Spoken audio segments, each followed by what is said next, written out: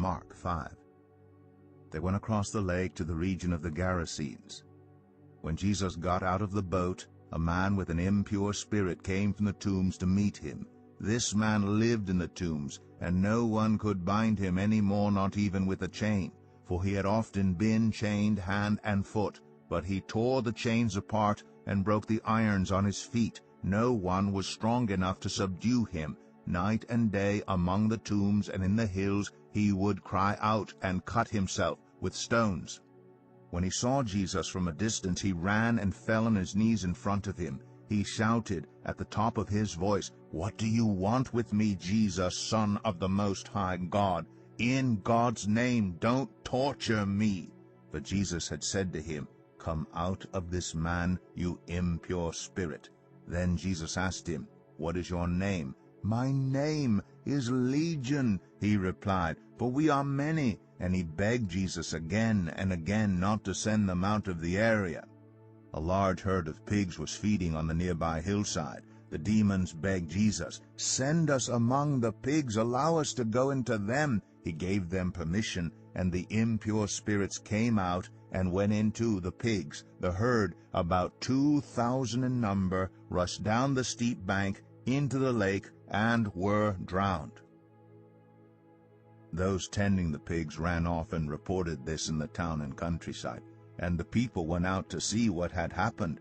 When they came to Jesus, they saw the man who had been possessed by the legion of demons sitting there, dressed and in his right mind, and they were afraid. Those who had seen it told the people what had happened to the demon-possessed man, and told about the pigs as well. Then the people began to plead with Jesus to leave their region. As Jesus was getting into the boat, the man who had been demon-possessed begged to go with him. Jesus did not let him, but said, "Go home to your own people and tell them how much the Lord has done for you and how he has had mercy on you." So the man went away and began to tell in the Decapolis how much Jesus had done for him, and all the people were amazed. When Jesus had again crossed over by boat to the other side of the lake, a large crowd gathered around him while he was by the lake. Then one of the synagogue leaders, named Jairus, came, and when he saw Jesus, he fell at his feet. He pleaded earnestly with him, "My little daughter is dying.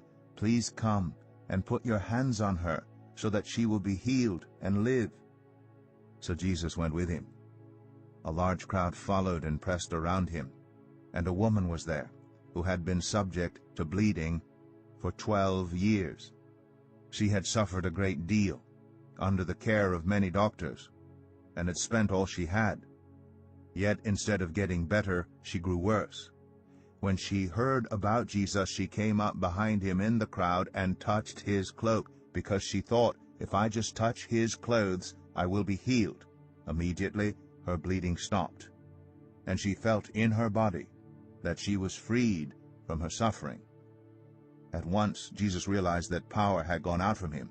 He turned around in the crowd and asked, "Who touched my clothes?" "You see the people crowding against you?" His disciples answered. "And yet you can ask, 'Who touched me?'" But Jesus kept looking around to see who had done it.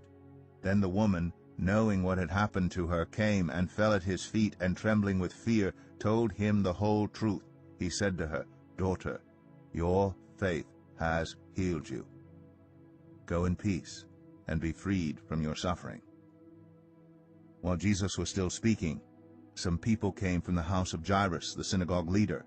"Your daughter is dead," they said. "Why bother the teacher anymore?" Overhearing what they said, Jesus told him, "Don't be afraid, just believe." He did not let anyone follow him except Peter, James, and John, the brother of James. When they came to the home of the synagogue leader, Jesus saw a commotion, with people crying and wailing loudly. He went in and said to them, "Why all this commotion and wailing? The child is not dead, but asleep." But they laughed at him.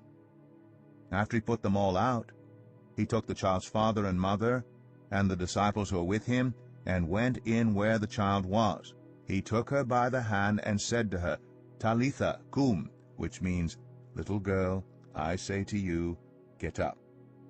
Immediately the girl stood up and began to walk around. She was 12 years old.